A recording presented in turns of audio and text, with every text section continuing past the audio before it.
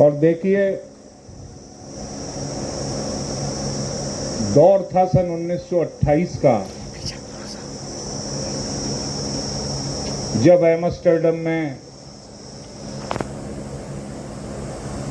Hockey का tournament था और मेजर ध्यानचंद, जो प्रयागराज में जिनका जन्म हुआ था, उन्होंने अपनी स्टिक से जो एक जलवा बिखेरा, पूरी दुनिया हतप्रभ हो गई।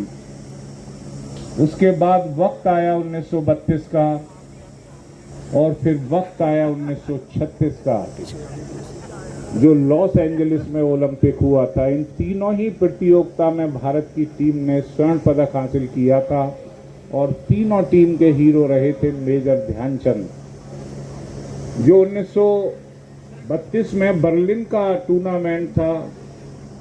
उसे उस समय के तानाशाह दुनिया के एडोल्फ हिटलर भी देख रहे थे। तो लोगों को हैरत होती थी कि इस व्यक्ति की छड़ी में, स्टिक में क्या कोई चुंबक लगी हुई है। उसकी भी जांच कई बार की गई। तो एक ऐसी शख्सियत जिसने हिंदुस्तान की सरजमी से पूरी दुनिया में एक ऐसा जलवा बिखेरा, जो आज भी हॉकी के आसमान पर वो ध्रुव तारे के समान दैदीप्यमान है। आज बड़े सम्मान के साथ मेजर ध्यानचंद जी का नाम लिया जाता है और मैं उन्हें श्रद्धांजलि अर्पित करते हुए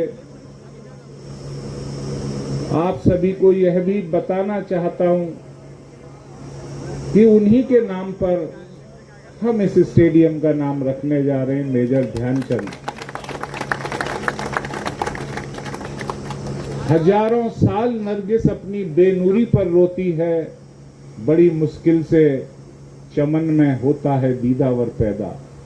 मेजर ध्यानचंद को आज भी लोग याद करते हैं, क्योंकि उसके बाद हॉकी के क्षेत्र में हमारे यहाँ की प्रतिभाएं दम तोड़ती चली गईं।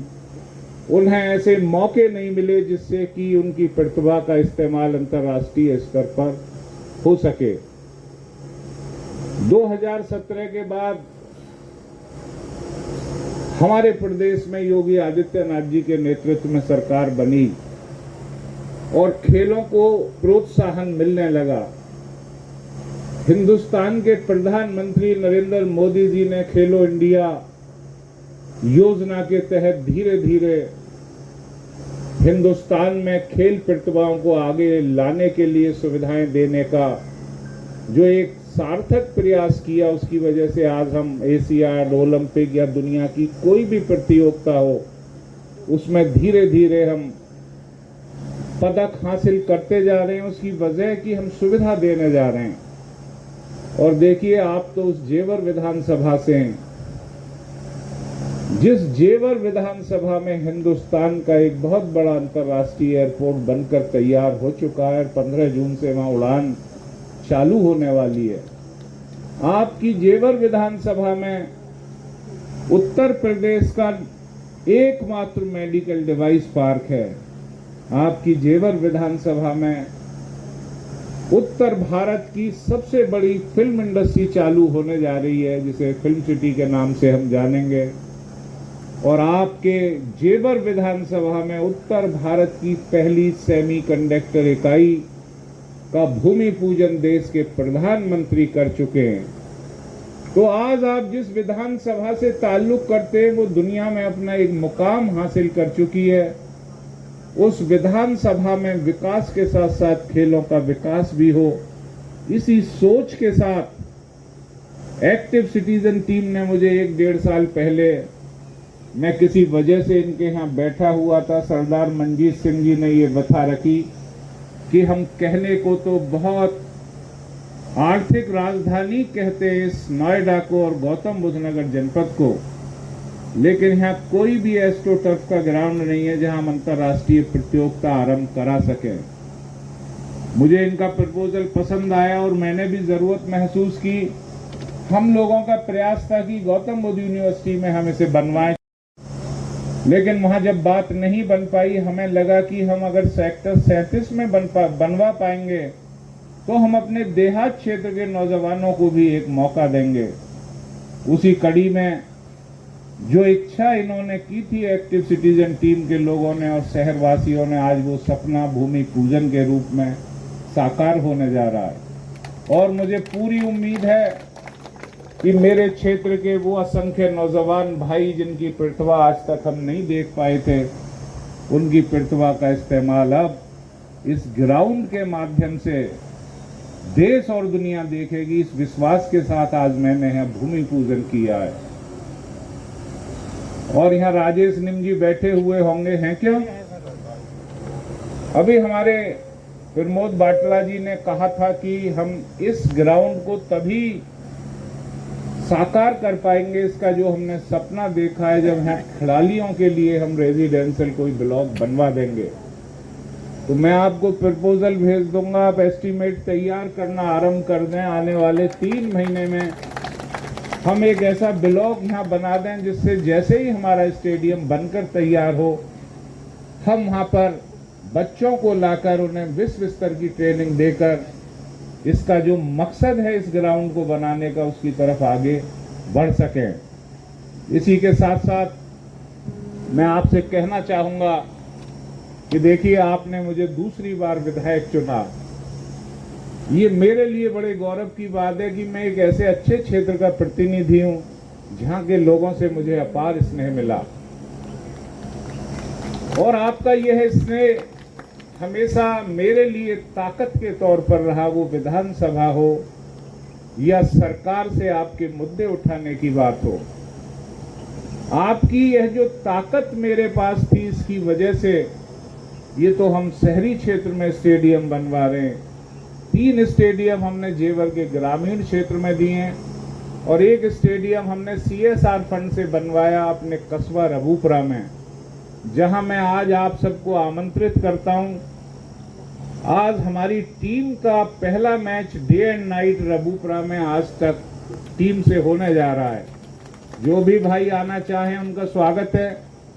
इन सारे स्टेडियम का मकसद वो छिपी हुई प्रतिभाएं जिन्हें एक राष्ट्रीय और अंतर्राष्ट्रीय मंच मिल सके। हमने ग्रामीण क्षेत्र में सलेमपुर में भी एक बार लड़कियां मुझसे मिली थी, वो नेशनल प्रतियोगिता में जाती थी, उनके पास कबड्डी वो जमीन पर खेला करती थी मिट्टी में। जब वो राष्ट्रीय स्तर पर जाती थी तो वो पिछड़ जाती थी क्योंकि उनके पास मैट वाली प्रैक्टिस नहीं थी। तो ग्रेटर नोएडा क्षेत्र की ग्रामीण अंचल की बच्चियों की जब इस समस्या को देखा तो उनके लिए मैट डलवाया गया। आज उन्होंने कई प्रतियोगिताओं में नेशनल स्तर की हमारे क्षेत्र का नाम रोशन किया है। और फिर अभी आपके क्षेत्र के जेवर विधानसभा के प्रवीण कुमार को पद्मश्री सम्मान से सम्मानित किया गया है। जेवर विधानसभा के लिए बहुत गौरव की बात है। उन्होंने पैरा ओलंपिक में इस जेवर विधानसभा के झंडे गाड़े। और निर्मल तंवर जी तो गवाएं हम अपनी विधानसभा में ही नहीं, स्पोर्ट्स के लिए हमने लखनऊ में भी बहुत काम किए हैं। एक बार बच्चे, जब मैं सुबह घूमने जाता था, मुझे मिले, प्रैक्टिस करते थे, वो स्केटिंग के बच्चे थे, सबके घुटने चोटिल थे, वहां कोई भी स्केटिंग ग्राउंड नहीं था। हमने 3 साल के दरमियान लखनऊ में 2 स्केटिंग ग्राउंड तैयार करवाए और उस मौके की बच्चे मुख्यमंत्री जी का धन्यवाद देने उनके आवास पर गए। आज उन बच्चों के पास एक विश्व स्तरीय सुविधा है। और यही मेरा मकसद था कि जो बच्चे चोटिल होकर अपनी प्रतिभा को आगे नहीं बढ़ा पाते थे नेशनल और इंटरनेशनल स्तर पर, वो बेहतर प्रदर्शन नहीं कर पाते, आज मेरे स्टेट की राजधानी में ऐसे स्केटर तैयार हो रहे हैं जो हमारे प्रदेश का नाम पूरी दुनिया में करेंगे।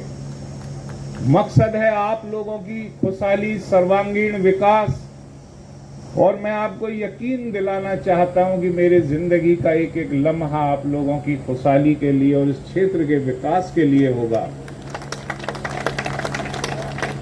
मेरा हर प्रयास और हर क्षेत्र का प्रयास, वो कोई भी क्षेत्र हो, वो सिर्फ और सिर्फ समाज के अंतिम छोर के लिए होगा, उन प्रतिभाओं को आगे लाने के लिए होगा जो दबी हुई हैं, और उन लोगों के कल्याण के लिए होगा जो लोग सरकारी सुविधाओं का कभी लाभ नहीं ले पा रहे थे। और आप यकीन मानिएगा कि आज आप प्रगति के उस पथ पर अग्रसर हैं। जरूरत है आपको इस अवसर का फायदा उठाने की। आज आपकी विधानसभा इस हिंदुस्तान की सबसे विकसित विधानसभा है। आज आप वो मुकाम हासिल कर चुके हैं जहां से आप अपने जीवन यापन के अनेकों साधन इस्तेमाल कर सकते हैं। इसलिए आपका जनप्रतिनिधि होने के नाते मैं आपका आह्वान करते हुए आपसे कहना चाहूंगा कि विकास की इस गति के भागीदार बनिए, अपने बच्चों की पीढ़ी को संभालिए और आप भी इस जेवर विधानसभा के विकास में अपने आप को स्थापित करते हुए इस क्षेत्र को दुनिया का सर्वोत्कृष्ट क्षेत्र बनाइए। इस भावना के साथ मैं इस कार्यक्रम के आयोजक और आप सभी लोगों का धन्यवाद